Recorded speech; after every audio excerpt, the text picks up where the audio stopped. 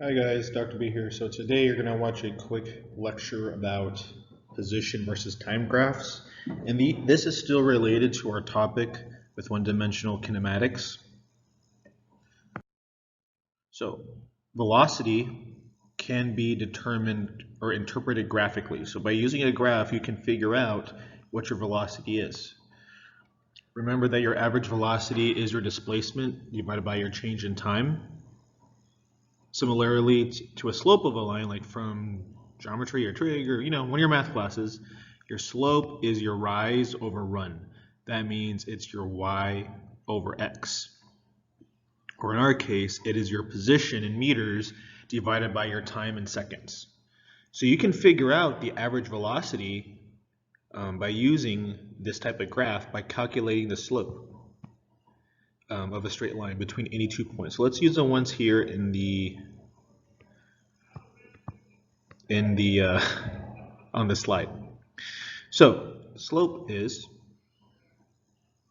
my slope or my average velocity, if you will, is actually going to be my rise over run. So so my displacement. So that will be final minus initial. So that will be 8.0 minus 4.0 divided by my change in time. So my final time is 8.0, and then my final time was 8, my initial was 4.0. So that means my velocity for this slide is 1 meter per second, which is also my slope as well, slope of 1. So that was pretty easy because it's only just those numbers, but if we can also use different other points as well that are not necessarily as easy to get. For example, we could have done 6 seconds and choose a different color. We could have done 6 seconds and 2 seconds. So you would still have to use this x and that y you would have to interpret. Something like that. So looking at this graph, you can see how your slope indicates your velocity.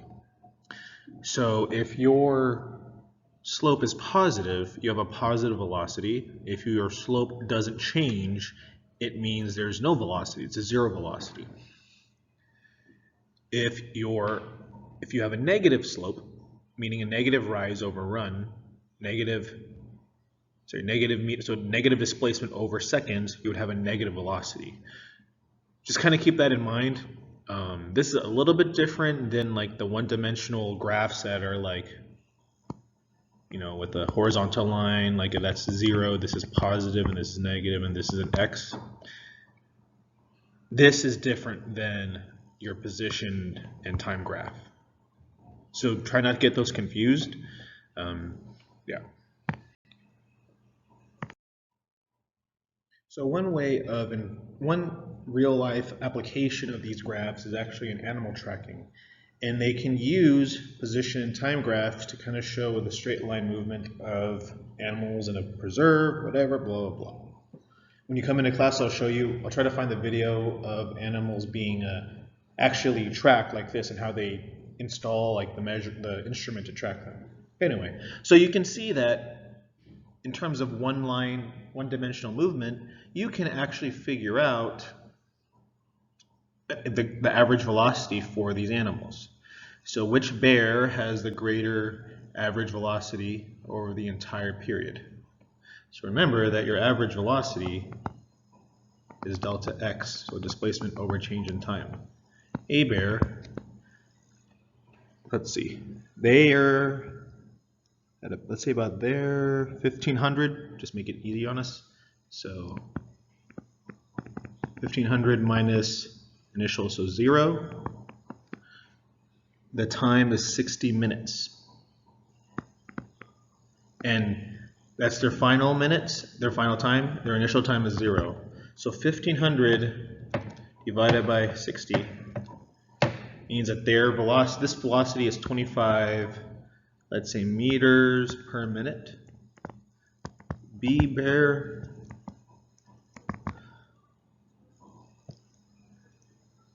I'm eyeballing that right now. So let's say that's about, what is that? Let's say that's 2600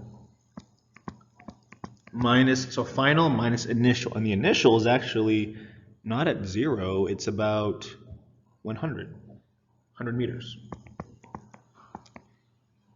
Final time is 60 minus 60 minutes minus 0 minutes.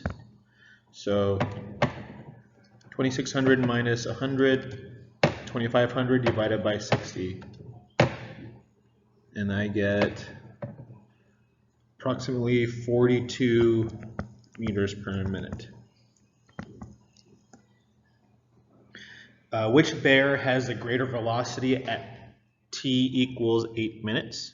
So we'll find 8 minutes. So this is 5 because this is 10, so it's about right about here. And also this is 5, this is right about here.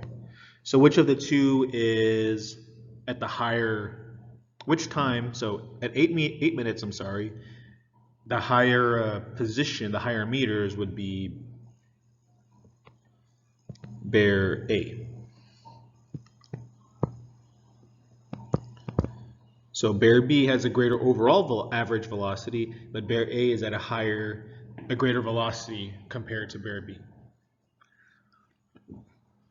Is the velocity of bear A always positive? Is the velocity of bear B ever negative? So when you look at this, so let's do the first one, bear A. Is it always positive?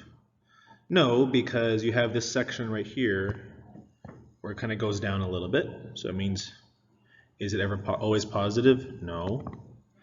Is the velocity ever negative? Notice how there's no negative part, so it's never negative. It's always positive. Or right here was kind of not much, right here is also not much changing as well.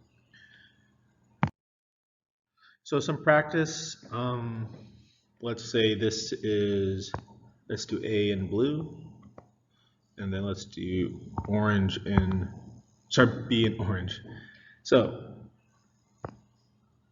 0, 0. So remember that, sorry, let me kind of backtrack.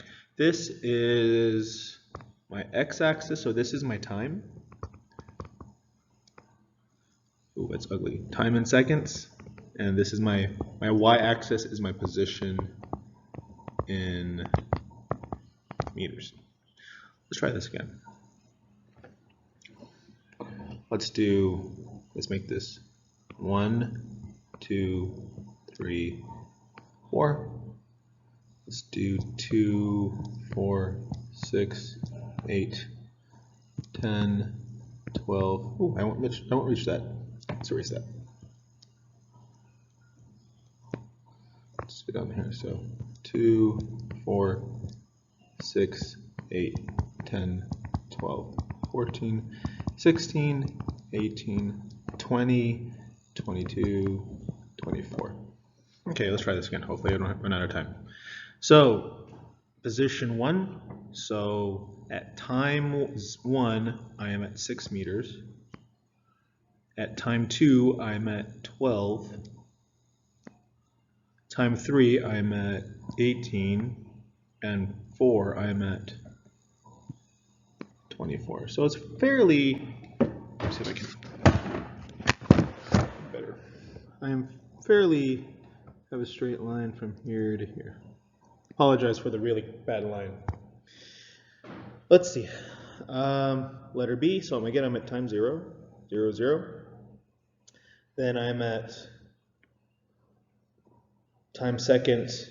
At 1 second, I'm at 1 meter. At 2 seconds, I'm at 4 meters. At 3 seconds, I'm at 9 meters, so right about there. And then at 4 seconds, I'm at 16 meters. So you can kind of see then here kind of curves up a little bit that way as well. So from here, you can actually get the velocities from these different points in time, these different positions, etc.